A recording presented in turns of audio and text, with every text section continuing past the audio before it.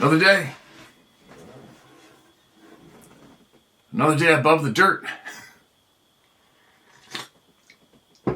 So this camera I'm using right here is a Canon R7. It's got its own built-in mic. And so that was yesterday.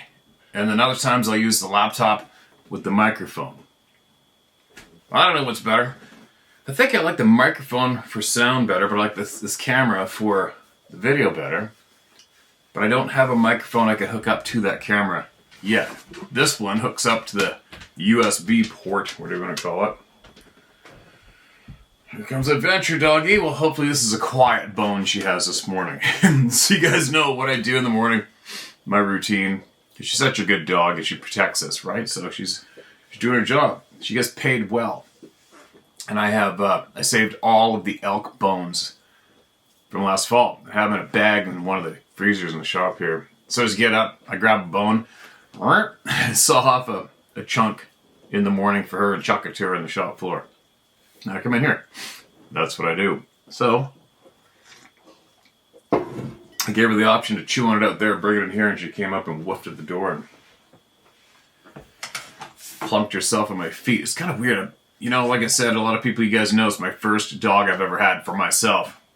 And it's just so weird to see an animal that needs to be right beside me. You know, it's so weird. I have a house full of people, and if I get up, she gets up. And I go to the back door, she's beside me, right? Now she is touching my leg right now. Interesting, right? Now, we got a lot in here in the inbox as usual. As usual. I actually replied to a comment the other day, or yesterday, last night or something. There's a reality TV guy wanting to get funded for a Bigfoot documentary. And somebody asked me if I'd be interested in that and promoting that. I'm like, no, I'm not. Sorry, I'm not. Teach their own. I'm not into it. I think I made it clear my stance on television shows, celebrity status, and especially reality TV. I think reality TV overall is an insult to human intelligence. But you know, when anybody comes up with a TV idea, they're trying to come up with something that works. And then you got to ask yourself, works for what? To better society or to make money for you and the network? Leave that for you to decide. And then, like I said, 100% of anybody who I've seen who really wanted to be in front of the lens, they're all freaking nuts, man. Every single one of them. So that's just me. From my past experience, what I know directly firsthand, and I just avoid that sector at all costs. Now, from what we have learned here, and I'm confident we have proven this together, is when it comes to true knowledge during this human ride, the only way you're going to get the best and true knowledge is passed down through family, seen firsthand, or spoken to from your trusted people of your community, right? That's the best way. Teach me, show me another route, right? Now, when you take anybody, especially somebody who's got a so-called celebrity status beside their name, that doesn't make them any different than you or I when it comes to true knowledge. Period. It doesn't make them different than you and I when it comes to you and I when it comes to anything. Hold on a minute. Okay, I got rid of the dog chewing. Might have got to me a little bit this morning. Not very often. But anyways, I've gone through life learning by watching people, right? Watching everyone I can since I was a kid to learn what's the right and wrong thing to do, what worked, what doesn't. Do you know what I mean? So here's, as a slight easy angle example, people going out and setting trail cameras because I'm going to get me Bigfoot on trail camera. Okay, that's been done probably, I would guess, in the millions of times by now. Millions, right? Thankfully for our U.S. military pilot, he described to us perfectly and showed us why trail cameras won't work when it comes to these people. And furthermore, if you want to go deeper, not only can they see infrared light, they know our thoughts. Like it or not, take for what you will or leave it, they know our thoughts. Okay? So, for me, I mean, when I was younger, I'm going to get some trail cameras, I'm going to do this, I'm going to do that, I'm going to catch them, and I'm going to prove to the world. All right, it quickly got past that speed bump, very rapidly, right? Because my brain still works. And why do people repeat the mistakes other people have spent their lifetime of mistakes, and people still mimic them and repeat them? So, you take somebody who really wanted to be a reality TV star, right? And then the same person's coming up with a documentary movie idea, and I need your money to do it. All right, teach their own. I'm just saying from my point of view, and somebody dropped that on me to possibly promote and throw it out. Okay, well, let me see. The Bigfoot documentary thing has been done how many times? I've never counted, but maybe somebody wants to count, if you're curious. How many times? What came from it so far for your personal knowledge and helping you deal with what you saw, what you experienced, or possibly what you have curiosity of? Right? What'd you get out of that? Did you need to pay a bunch of money for that? Help somebody pocket a shit pile of money that already has an insane amount of money? I'm rambling. What I'm saying is, the documentary thing has been done every way, but you know what I mean? It's been done a million times. It's the same outcome. Somebody makes a pile of money, somebody makes a pile of money. That's about it. So how is society going to, how are you or I going to benefit from funding somebody to make another Bigfoot documentary? I haven't a clue. How am I going to benefit from listening to all of the people? I benefit every single time I hear from the people. Every single time, right? There's no bullshit, there's no editing, there's no sensationalizing anything, there's no making one single person more of a celebrity, getting more clout, more viewers, more a name because maybe possibly a reality TV show is not so interesting anymore. I don't know, whatever. I'm just saying. Probably not even making any sense because I've jacked up my coffee again and I'm not rehearsing anything, but for me, anybody comes up to me and asks me for money to fund their Bigfoot documentary, wrong guy. Sorry, it's been done, it's been beat to death. From what we know of these people, any human-made filmed documentary isn't gonna do shit to get us any further than where we have gotten in the past via documentary and somebody sneaking around in the woods, running around with cameras. It's not going to happen. They are far too intelligent for that shit that's been done way too many years. I'm out. I pass. End of story. I'll stop babbling about it. I got to get going. I'm on a bit of a time limit, sort of. I can't be late. I think I have an hour and a bit. Otherwise, maybe I could slow it up and talk about that more in depth if you want sometime. But it's a bit of a waste of time. So, no, I pass. I'm not in. I won't even watch it. I don't watch any Bigfoot documentaries. Nothing. All I do is listen to you. That's it. I listen to the people. That's it. Proven to be the most effective route to gaining knowledge and helping each other. The only route. For me. Now, ramble, bamble, holy shitskis. All right, hold on a minute here. What do we got? Another puzzle piece. Please share this true story. You got it. Adventure dog's out in the shop chewing on her bones, so if you can hear a little bit, that's her.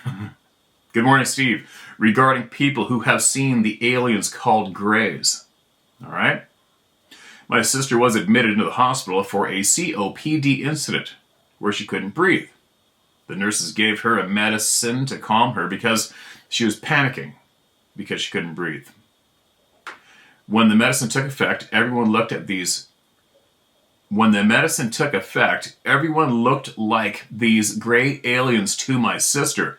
Everyone. She was so scared. She wouldn't let anyone touch her until she saw people again. Holy shit. It took about 3 days for the drug to wear off. I happened to call her while she was experiencing this horror. I asked her specific questions about the situation and what these aliens looked like. The nurses said this drug has this effect on certain percentage of people, and they just let it wear off.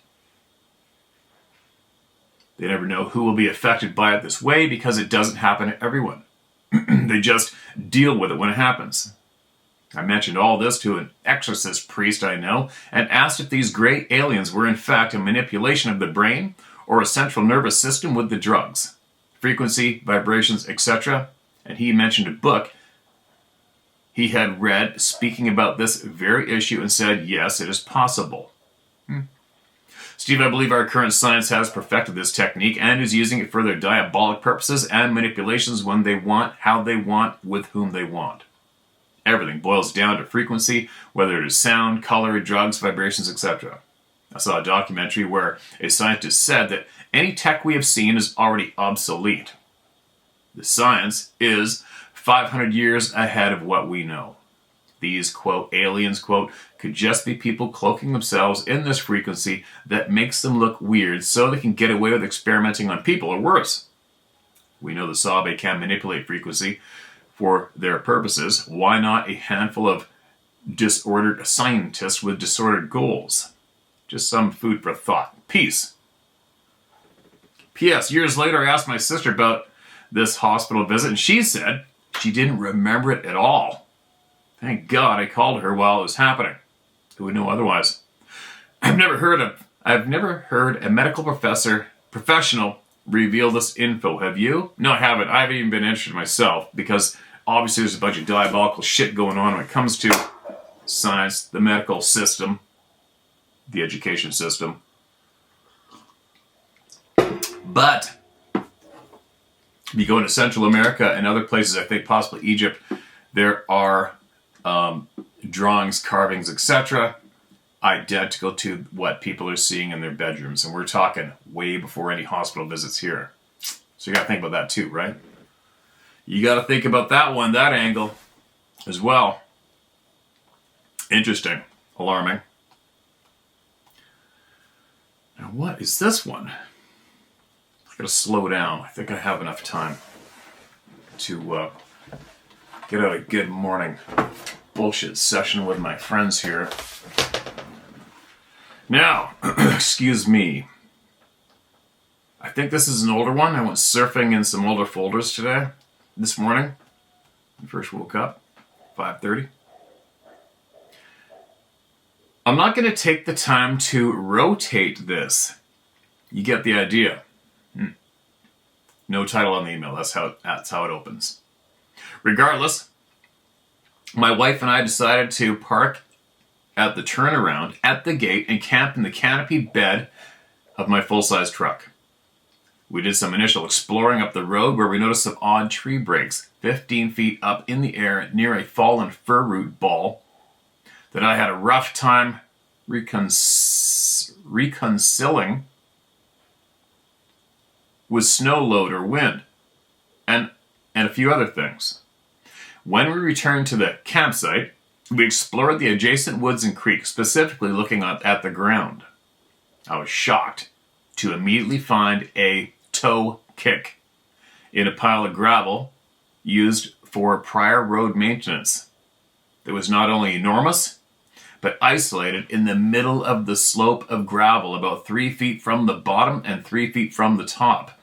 A human would have left at least 3 toe kicks, or a toe kick with a side or a scuff mark somewhere else in the pile. And here's the photo. Well, it's pretty deep with your hand in there. This, too, should be rotated 90 degrees clockwise. My thumb is the bottom of the print. Note the 2-inch plus toe kick indentation and the gravel having been pushed down and to the left in the thrust. Then my wife found what she felt was a print in the creek bed. It was so large, I completely discounted it mentally until I got back to work the next week and looked again at the picture. I immediately got goosebumps. More on the psychology of these events later. Here's her photo. Normal-sized woman's shoe for reference. Wow, it's pretty tough usually to get a photo in a print in a photo, but right now, from here to my phone, I can see that print beside her foot. Oof. I don't know if these are real Bigfoot signs, but they sure are odd and not easily explainable in my normal course of observing the interactions of the normal natural world. We watched the sunset from down the road where there was a westerly view over a clear cut. Then stoked a large campfire and sat around it until late into the night, talking and just soaking up the mountain air and the sounds of nature. Plenty of room for a large intelligent creature to hide, right? Around midnight, we heard what I can only describe as the sound of 2 drumsticks. The sound, a couple typos, no big deal. The sound that, I'll add the that, 2 drumsticks make when a drummer raises them over his or her head and strikes them to let the other band members know the beat prior to getting started. Click or pop type sound. Very crisp. Plenty loud to hear from about 30 yards away, from the dense forest past my truck from the fire across the road. We looked at each other to acknowledge we heard something out of the ordinary and waited about 10 minutes to discuss it quietly. We heard nothing more, but I can still distinctly hear that sound in my head. It would have had to be a perfect hit of a falling branch or another solid branch suspended enough to make that hollow pop sound of a drummer whacking 2 sticks together. The rest of the night was uneventful. The next morning, a rock hit my truck about 2 hours after first light. We were still in the bed of the truck with the canopy closed. It wasn't a big rock, but the distinctive ping was not a pine cone or alder seed or stick. In fact, I picked up a small dime-sized rock later and recreated the sound by throwing it at my truck. It sounded exactly the same. My truck is parked in a turnaround near the gate with only alder trees that line the road, extending their branches over the truck, and not many at that. Nothing substantial enough to allow a squirrel or a chipmunk to carry a hard nut up and drop in the truck. Besides, the rock hit the side panel of the bed of the truck, not the fiberglass canopy or the hood. The last I checked, rodents don't throw hard nuts sideways with enough velocity to hit a truck from the side, from their perch 20 feet in a tree. We had 2 dogs with us, Labradors, who aren't very aggressive. And at the time the rock hit the truck, one barked, and both retreated to the opposite side of the truck from the side that was hit. We snooped for about 5 minutes, then got the hell out of there like fast. Excuse me, which brings me to my last curiosity.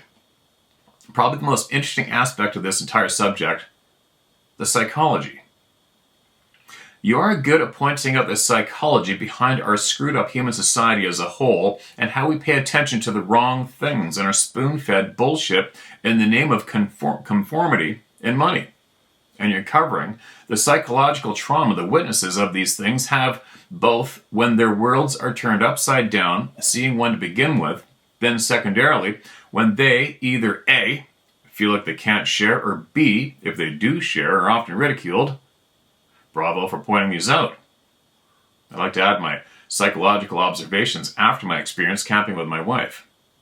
And looking back at it, I find it very odd that, as an inquisitive person with a pretty broad biological sciences background, I spent less than 5 minutes looking at that footprint I found in the gravel. Really, I spent just enough time to identify the most logical explanation. Then I moved on and never returned. This is my first potential print. I would have figured I would have returned and spent a half an hour analyzing it further, soaking it all in. Instead, it seemed as if my mind didn't want to process it any further, as if to block it out to return to normal. This blocking was even more evident when my wife wanted me to take a picture of what I was sure was simply creekside erosion, because there's no way a foot could be that big. And it's impossible to find 2 tracks within 10 minutes of beginning our search. And this is so close to the road. And 100 other mental narratives my subconscious was using to get me to quit going to an uncomfortable place mentally. Some people attribute these actions to the creatures using supernatural techniques and infrasound, which I won't outright discount. However, I think it has way more to do with the brain protecting itself from seeing something that conflicts with an established and comfortable worldview. A worldview, of course, cemented by decades of watching stupid stuff on TV and driving on congested highways, listening to the blatherings of commentators, filling our heads with a false reality. I think our brains actively keep us from seeing things as they are to keep us safe, whether that be ignoring the truth in front of your face or making up feelings to elicit a particular action which protects you. Steve, thanks for your hard work in this area. I hope you can keep it up for all the great reasons you mentioned. All the best. Randy, I'll just say Randy. I'm not sure if you said I could use your name or not.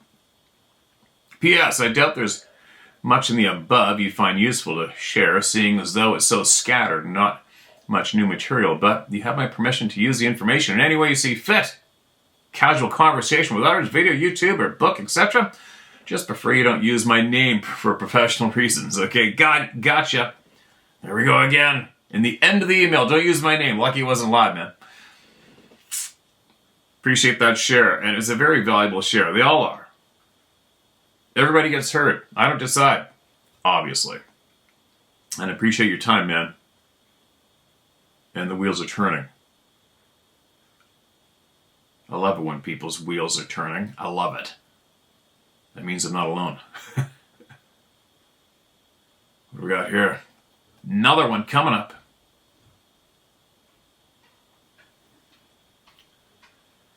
Sorry for the spelling errors in my story. It has me on edge just thinking about it, but I know that I need to get my story out. Thank you, Steve.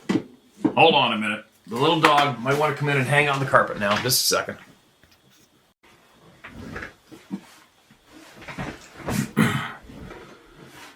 Excuse me. Hello, Steve. My name is Justin Meyer. Pronounced Meyer. I'm 45 now, born and raised in Wyoming, and I'm an avid outdoorsman. I'm standing with you 150%, and with others who encounter these creatures. I have several stories, including finding a nest to being followed home one night. But my first encounter, man, it's like it was yesterday. It still gives me the chills, not to mention bad dreams. I was living in Billings, Montana. For my first 3 years there, the people I met would tell me, my brother and parents, not to venture alone in this particular wooded area south of town known as Riverfront Park. Something creepy was there. Well, in 1993, I decided to go fishing at the main pond one early April morning at around 7 a.m. I got to a favorite spot just past the only bridge there. I sat under this line tree. No one else there. I had the pond all to myself. Well, I was sitting on the north side. To my left, across the pond at around 7:30, I heard a bunch of splashing. It was too cold for swimmers, so I thought maybe a couple of dogs. I heard it again, so I looked over, and I about shit myself. This thing, covered in auburn hair, massive in size, bigger and taller than Shaq, and the big show, Paul Wright, who I've met both. That sounds a familiar statement. I think I may have read this. Maybe. Whatever. Stood up out of the water and took a step into the shore. I moved back in shock. It was at about 75 feet from, turned and looked straight at me. Ugly, horrific, and right down scary. We made eye contact just for maybe 15 seconds, then it turned away and walked off into the woods. I stood up, watched it, and heard it crush through the brush and break off tree limbs. I instantly gathered my stuff, walking backwards to the parking lot, and this other guy just showed up and was sitting in his pickup, and I asked if he also seen it. His reply was yes, and that he had seen it before. Well, I instantly knew that it was a Sasquatch. The flat face, the bipedal walk, the sheer size, the cone-shaped head. Of course, no one believed me, but I did get my brother and a friend to go back with me the next day. And it ended up that our friend, who was 6'7", had to stand on a stump and raised his hand to measure how tall the Sasquatch was. We then measured it to 9 feet. His shoulders at about 4 feet across. That gave all 3 of us the chills. I never saw it again, but I never went alone either after that. Footprints would be seen time to time. I'd hear other people mention it. Now in 1996, I seen another one and a nest. But that's another story/account. I don't go alone in the woods. My senses are heightened and I really don't sleep if I camp out. I do go armed, but I do go armed, but I do go armed. Typo. I've come close to moose and grizzlies, but the Sasquatch are the ones that I fear the most. You can use my name, I stand with you. And on a personal note, I'd like to ask you more about them.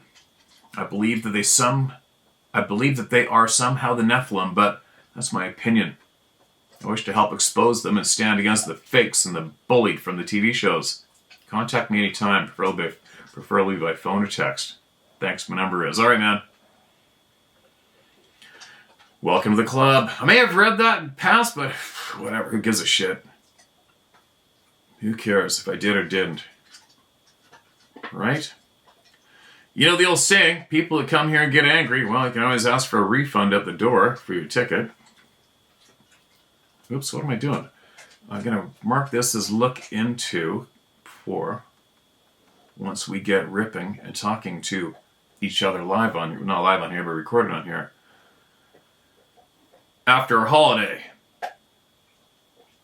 Did you find a bone down there? She was outside there with her big bone. What's up with the water, you guys, right? That's a big question for me, is the water, but it's always been a question for me since my grandfather came clean and told me what he bumped into. With that one that he walked into, it wasn't in the water. He was squatting down beside the creek, possibly getting a drink, had his back to him and squatted down. So for me, at the time, I'm like, okay, what's going on? How did my grandfather get up on that thing so easy? So automatically being a hunting guide, a hunter, all of my closest run-ins with plenty of game by accident, meaning I didn't spot it first and stalk it, just bumping into it, especially grizzly bears, is right alongside creeks. But I know why, is because with creek, cold water doesn't, even if it's in August, you get in a creek, the cold air is coming down with that cold water all day. And the noise from the creek also drowns out our sound. All right, easy one to explain to myself why I bump into grizzlies real close on, or anything else on a river creek while walking or riding horse up there. Easy explanation. But when it comes to these beings and knowing how aware they are of us before we even see them, proven by all of you, I was thinking, okay, it's either because the forest floor goes like this, the dirt bank went down like that, it's at the bottom, so that put a bunch of aggregate dirt between my grandfather and this being before he got his eyes on it. So I'm thinking, okay, so it's got something to do with the ground being in between them. Or it's got something to do with that river. One or the other. But I think now, after listening to all of you, it's got something to do with the water. Don't you think? So many people have bumped into these people, these forest people, whatever you want to call them, in rivers, in creeks, splashing in the creek, standing in the creek, whatever, and don't have a clue they are there until their eyes get on them. And as soon as our eyes hit them, even if they're facing away from us, as soon as our mind recognizes what we're looking at, learned by all of you, these beings freeze up. Like, oh shit, he sees me. How many times has people wrote in saying it was walking away when I saw it, and as soon as I saw it, it froze while walking away? Right? Right? How do you even attempt to make some kind of a how do you even attempt to go on an expedition? I'm going to intentionally go on an expedition to record these people and prove they exist to the world. Are ya? Tell me all about it, right? No, you're not. Well, you can make that documentary, go on an expedition, whatever. You're not going to do shit. We are not going to decide to do shit when it comes to these people. Sorry. Not when you got that skill and you can't argue it. There's too many witnesses. Too many of you have witnessed something similar, right? The second I looked at it, it froze. The second I looked at it, it spun and looked me in the eyes, right? I got my scope on it for my rifle. It spun and looked at me through that scope, you know? That proves to me without a doubt, you set out to do something intentional that you are going to decide to do when it comes to interacting or seeing these people. Sorry. They're in the driver's seat 100%. Now, appreciate that share, man. I'd love to hear from you again. See how your ride's been going, what you've learned since or experienced for sure. And I've got your email with your phone number in my look into notes so I can contact you this year. Northern Michigan Bigfoot sighting in 2013, November 19th, 2013. Hi, Steve. I have a sighting. Steve had a sighting dragging a buck out of state game area in Roscommon County, Michigan, 4th day gun season 2013. I've been hunting for 45 years. I spend a lot of time in the woods, 3 to 4 weeks, a season camping. We hunt a flooding area, roughly 6,000 acres. A lot of swamp with islands with some nice oaks on them. The DNR plants a few rye fields back there also, where I shot a nice 8-point that evening. 2 days previous to this, we had a bad storm blow through the area with a lot of rain on the 17th. Raised water levels into the flooding. Raised water levels in the flooding a lot. We have to cross an area that has a big culvert for draining Mud Lake to a swampy area. On the way out that afternoon, the 19th, we noticed a lot of dead fish washed up on shore. Well, anyway, shot a buck that evening in the farthest rye field, a ways from camp, maybe a mile. Forgot the deer cart back at camp. So, we took the slings off our rifles to drag it out, whatever it takes. Took a shortcut, a little piece of high ground next to the swamp, come out to the trail that leads back to camp, standing there taking a rest, no wind, temperature about 24 degrees. You can see your breath going straight up from your head with lamps. It was dead quiet. Roughly 150 yards in front of us, it sounded like a bowling pin hit a dead cedar. Then there was another tree knock in between us and the rye field where I shot the gutted the buck. The third tree knock was between us and camp. Still had roughly a quarter mile down the trail back to camp. Got to the edge Mud Lake, and I told my son, wait here, and I'll go get the deer cart for the last 300 yards instead of dragging it. As I got across the little dam, water is roaring from the 2 days earlier, and I heard splashing next to shore just past the dam. I thought, what in the hell is that splashing? And I can hear it over the roaring dam. I got closer to the sound and turned my headlamp up, looking down in the tags. I was on a slight elevation. This thing slowly looked up at me from about 15 yards away. Its eye was as big as round as the bottom of a pop can. Brilliant blue. Its head was very wide. We locked eyes for a few seconds. It was standing in 2 feet of muck, and the tags were about 5 feet tall. Its head was about 1 foot above the tags. When it took off through that shit, it was as fast as a bolt of lightning.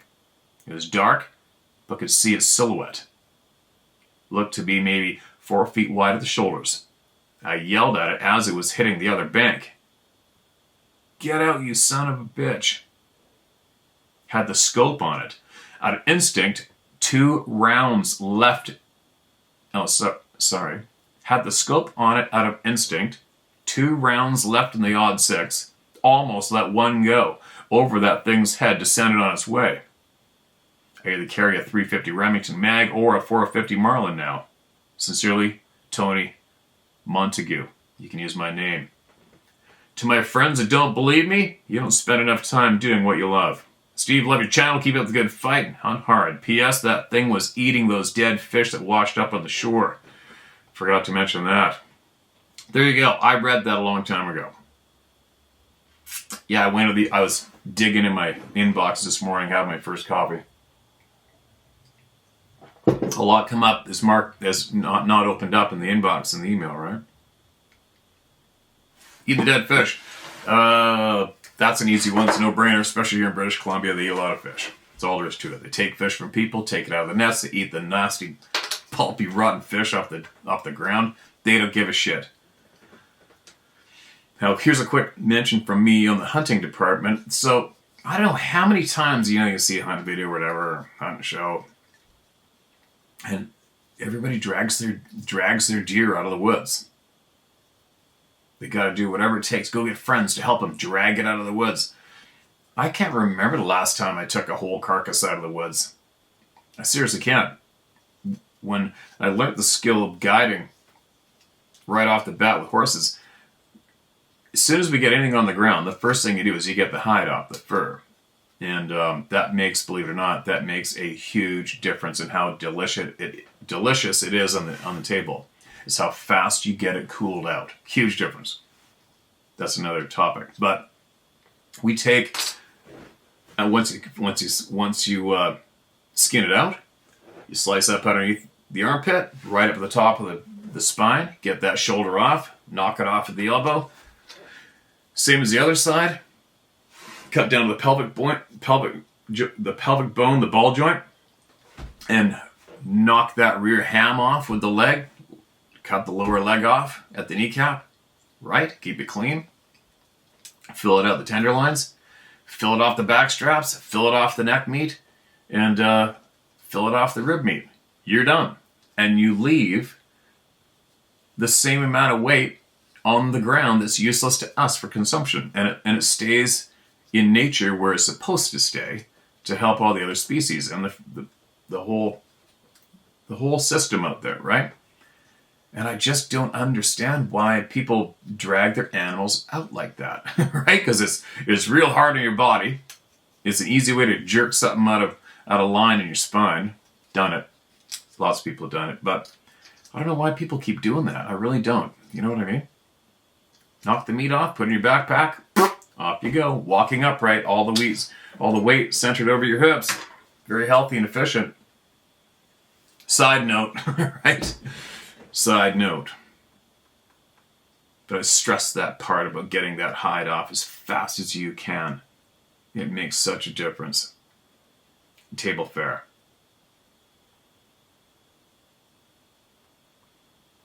What do we got here? Going in.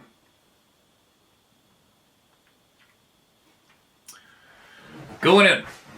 A recent Sasquatch experience. All right, this is a recent email. Here we go. Hello, Steve. I hope this experience will add to the Sasquatch library of knowledge and be worthy of your time. To that end, I provided 2 photographs, with the first being a coffee mug and the second being a Washington State proclamation by the late Governor Dan Evans. Please share these, if possible. The coffee mug relevance will become apparent as we proceed, but I should confess that I viewed the proclamation as a joke until recently. The following is a Facebook thread between myself and my nephew-in-law as a result of me posting the mug. My intent for purpose, the mug photograph, was to poke fun back at what I thought was my nephew's ridicule of my Sasquatch experiences. Boy, was I wrong. As a background, my nephew is a retired E4 warrant officer with 4 tours of duty, 2 in Afghanistan, 2 in Iraq.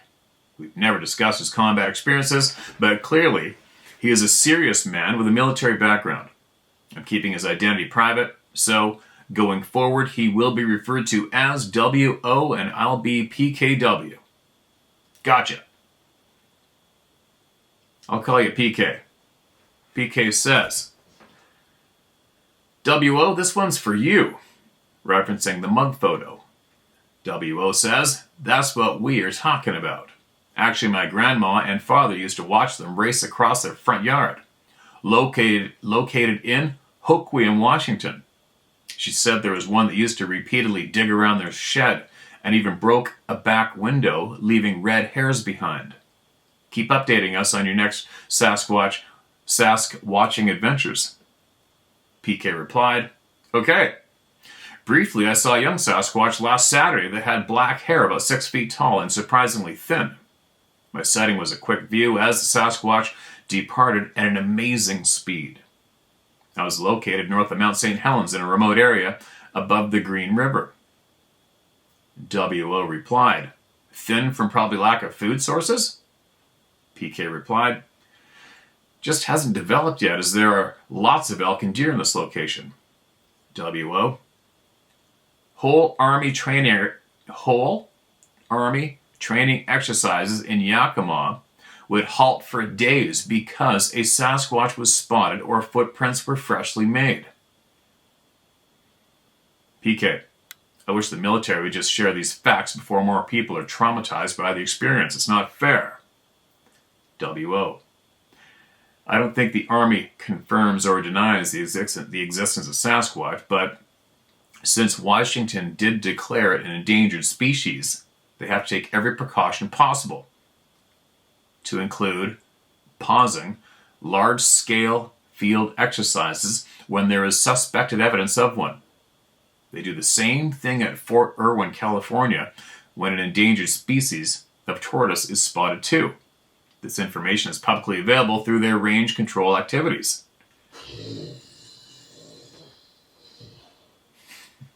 Did you hear that, dog? End of thread conversation. "Since this exchange with my nephew, I've given this sighting a lot of thought and have subsequently concluded that I had a close encounter with a dog man. I initially noticed it out of my peripheral vision, and by the time I rotated, I was watching its back running away. I never saw a face. The muscles were well defined, extremely strong appearing, but it lacked the mass of a Sasquatch. I was looking downhill, so my estimate of height is likely off. The hair is sparser than what I've seen in the past, which is what allowed me to see the muscle definition. Well, I hope this is worth your time. Regards, Patrick." It's always worth my time. If it's worth your time to email it in, it's worth our time, my time, to read it and take it in. Now, let me copy this right now. Get out of here. Damn it. Come on. Stupid phones. Save that image now so I don't have to look for it at the end of this to put it in the video. Sorry, guys. Just a second. All right. Saved and saved. You know how many times I forget to add the photos in the video, right? Now, what's this document with the hair sample? That's definitely hair.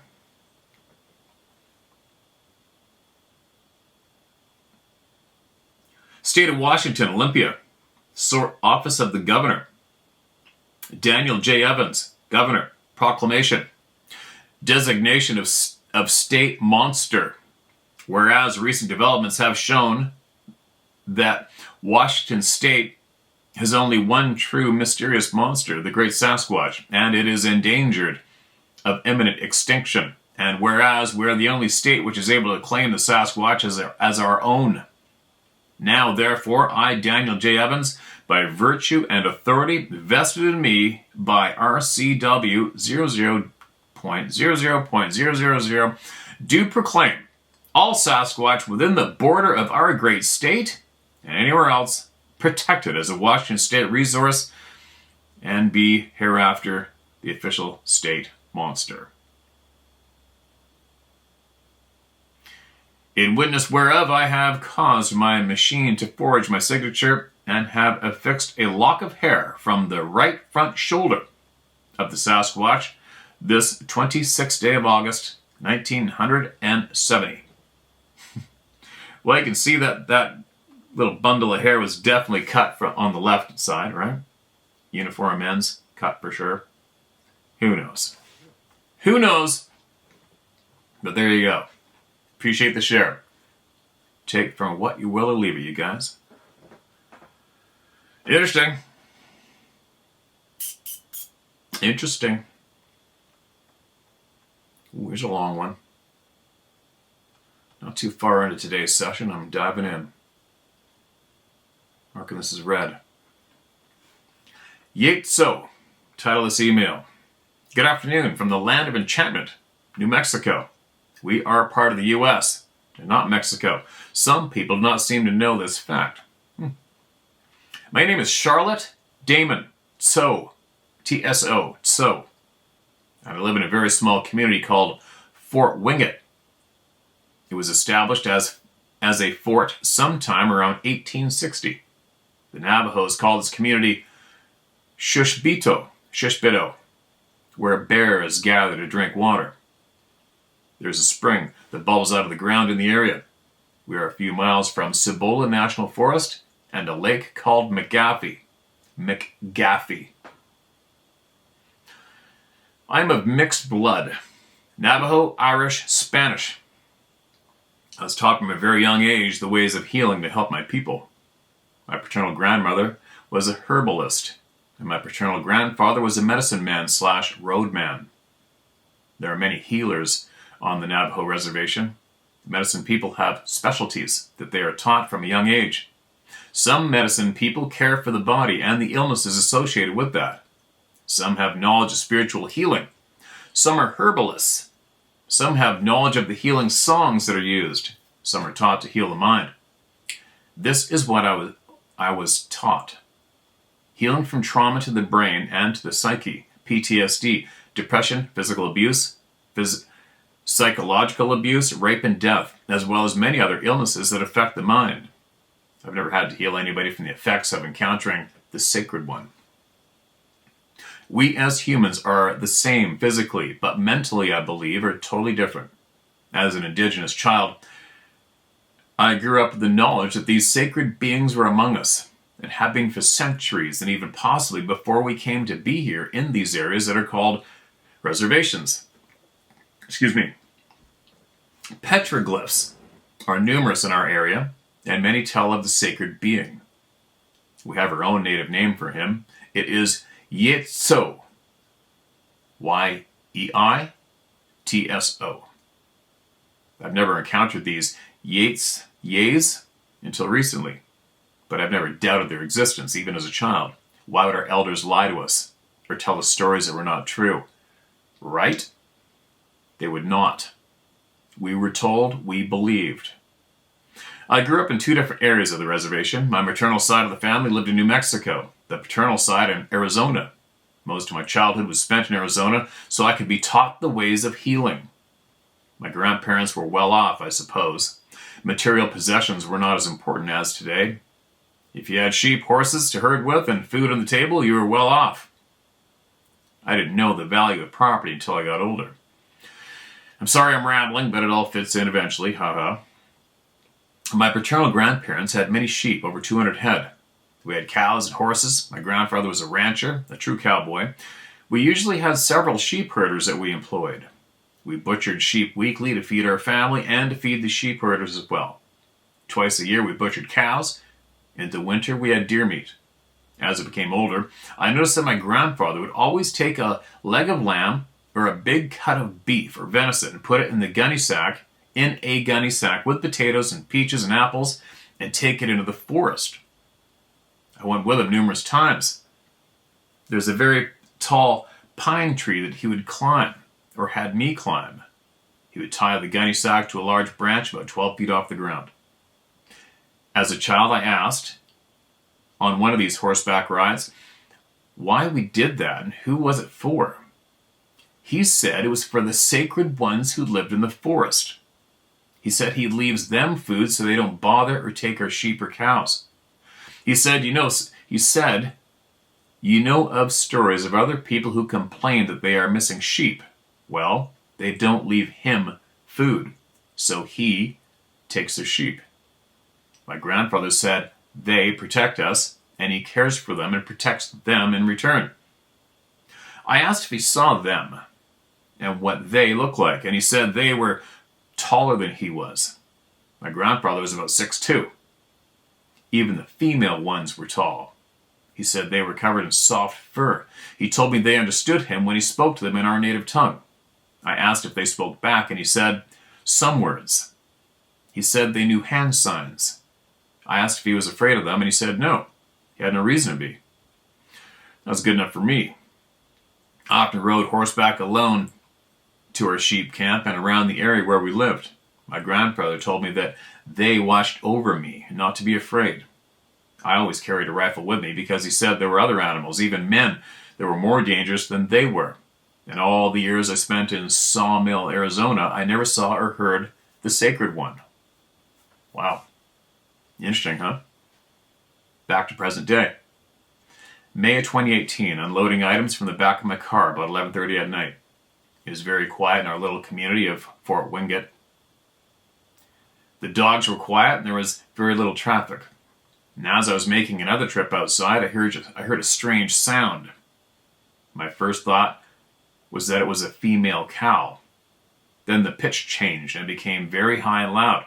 The sound was not of a cow, nor of any animal native to this area. The sound came from maybe a quarter mile away, but whatever it was, had massive lungs. The hair on my arm stood up and I quickly walked back inside. I called my son to tell him about what I heard, and he whispered. He was sitting outside his house and that there were two of them. One on the west side of the property and one on the east side. He said it seemed as if they were communicating. We both knew exactly who that was making the noise. About a month later, my daughter-in-law was watching videos of people who captured Sasquatch sounds. One of the videos she played was from a video recorded in the eastern part of the United States. It was almost the exact sound we heard. January 2019, my son and his wife had driven up to McGaffey Lake to see how deep the snow was. He said it was about 3 in the afternoon. They saw several children sledding down a steep hill. They decided to stop and watch them. My son said the children were laughing and yelling, just having fun, as kids do. He said he was looking around the area and noticed a figure in the distance watching the children. He said at first he thought his mind was playing tricks on him. He asked his wife if she saw what he was seeing, and she saw it too. They took pictures of the sacred one standing still next to a tree, and he was watching the children as they were sledding. My son went back to the area the next day and used the tree as a measurement. He said he measured it to be about 9 feet tall. February 2019. Snow had been falling for the past 2 days and we received about 5 inches. I kept getting this urging to go for a walk to the old barracks. Part of the old Fort Wingate still stands. It was also once a BIA dormitory school for reservation children. My husband, non-native and total skeptic, our dog and I walked up to the old school. It was afternoon. My intuition was in overdrive, and I kept wondering why I was being called there. We walked around the compound and looked into some of the old empty buildings. Our dog seemed very nervous. She would run ahead, then come running back to us, several times with the hair on her back standing up. My husband has little intuition and does not use his senses. Poor guy, he's learning now. And as we rounded one of the buildings, we came upon what was once a baseball diamond. I stepped back in shock. What lay in front of me was a battleground. Zoe, our dog, and I stopped and stared at the sight in front of us. My husband kept walking, and I had to stop him and show him what I was seeing. There was blood everywhere. Not just droplets, but blood that had been soaked into the snow and then into the ground. Whoa. The battle had kicked up so much mud that it kind of overtook the snow. Visible were cow hoof prints and other prints of just the ball and toes of a huge foot. Something attacked and killed a cow in this field. There was a lot of saliva. Cows salivate quite a bit, along with the blood and cow poop. We have wild cows and horses that roam the area. We came upon hair that was not from a cow, and my husband collected that. Leading away were tracks that I was not familiar with. The span between each one was from 5 to 6 feet. and each print sank all the way into the snow and hit the ground. It was heavy. As I said, my husband was a skeptic. I tried explaining to him what I knew happened and what caused it and what made the prints in the snow. His mind could not wrap around what I was telling him. He kept saying it was probably a pack of coyotes or a mountain lion that killed the cow. Oh, well. I still don't know why I was called there. I told my children what I had seen, and so my son, who was a tracker, went back the next day. He said it looked like it carried the cow, blood and saliva drops, out of the area toward the east near the mesa. He found several large footprints, but some were masked by walking on grama grass. He followed it as far as he could, but got the feeling that he was overstepping into territory he was not welcome, so he turned back. March 2019, the calling again. Excuse me, got a frog in my throat. My daughter-in-law, Erica, my husband, Scott, and I walked back up to the old school. My children never question the callings or intuition I have. For them and I, it's just part of who I am. My husband commented about why we're going back there. He said, "You don't like going up there." I told him, I have to answer my calls. We walked through some of the old buildings. Erica and I both kept getting the feeling we were being watched. Those old buildings are dark inside, so we brought flashlights, and every once in a while we'd find something worth keeping.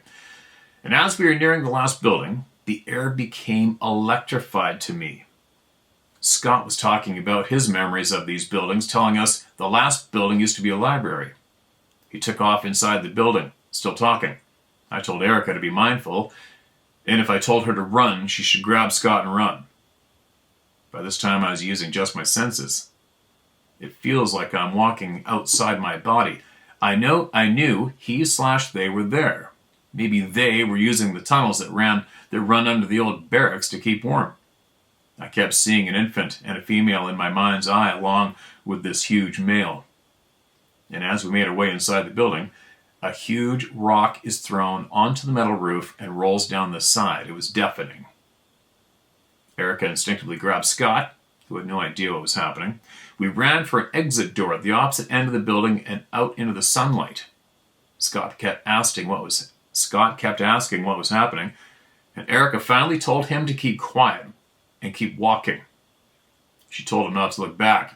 We finally walked through a cut in the 6-foot fence and made our way to the main road. I told Scott who it was, and he, of course, tried to explain it away. Maybe some kids. And all of a sudden, Erica yells out and says, "Mama, look!" And she's pointing to the field.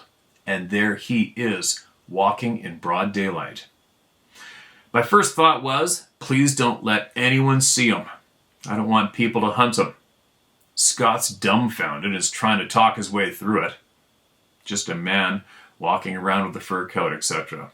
It was actually funny to hear him try to explain it away. Scott is no longer a skeptic, LOL.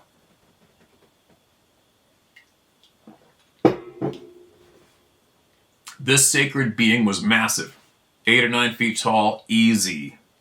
Reddish-brown fur. It didn't take him long to walk the length of the open field and toward the mesa. Long strides.